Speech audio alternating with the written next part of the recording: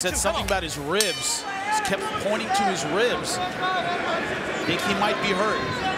Remember, he was not active at all in the last 30 or 40 seconds of round one. He's not a fighter. There's not a lot of movement, head movement anyway with Patricio. If you've ever had a serious rib injury, you can barely breathe, let alone throw a punch. All right, let's go with the premise that there is something wrong with the ribs of Patricio. How does that change what he wants to do here, or can do? It changes everything. It's so hard to do anything without, and when you have a serious rib injury, like I said, it's hard to even breathe, let alone throw a decent punch. You talk about the measured pace, he could just be waiting for that one shot. Dave Rickles, looking forward to seeing him back in the Bellator cage. Big win over Bobby Cooper, February in Kansas, and of course Daniel Strauss, one of the fights of the year, and meant so very much to him. Such a devoted dad, taking the time away from his daughter to train and eventually win that world title from Patricio in November in St. Louis. Is Pitbull moving to you like a guy whose ribs are hurt? He might be. He doesn't move a whole lot anyway. Right. That's the difference. But he tends to throw with a lot more authority. You saw him land a right hand earlier in this round, and not a lot behind it.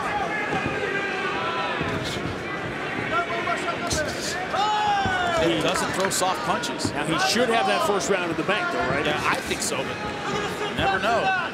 We saw a very shaky decision here earlier with Brent Grimace going to 7-0.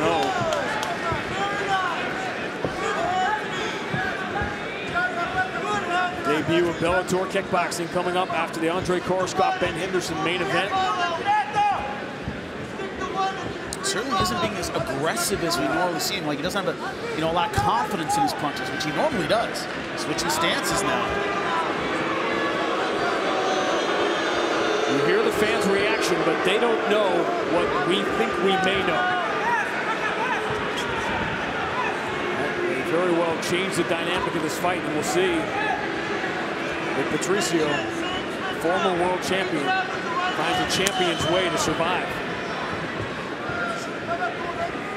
One thing that's saving him right now is I think Corrales is fighting at a very measured pace. It could be the late notice. He's trying to conserve his energy, but he's not pressing the advantage that he may or may not have. Pitbull's not 100%. It certainly doesn't seem as if Corrales senses anything is off with Patricio. He's a real champ. You're not going to bring their game face every time, but he's doing some good work counter-punching from the outside. I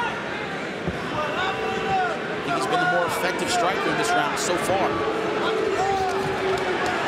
So that's the time usually Pitbull has you against the fence. He would press that advantage. He's not doing that.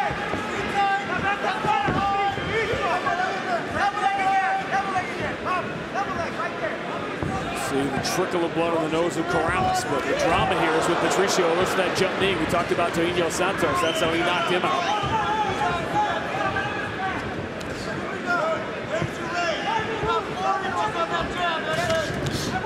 Rib injury, counter shots. Everything hurts. Everything hurts.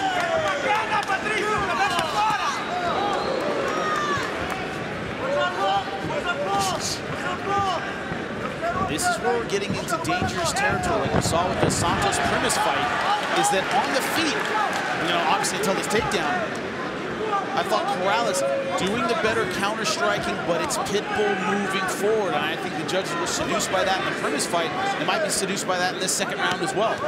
Corrales more effective, but Pitbull the one moving forward.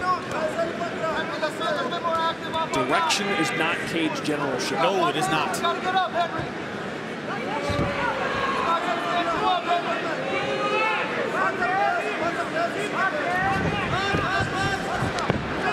One thing he has is a very powerful guillotine. And there it is. Hanging on for dear life, and it's done.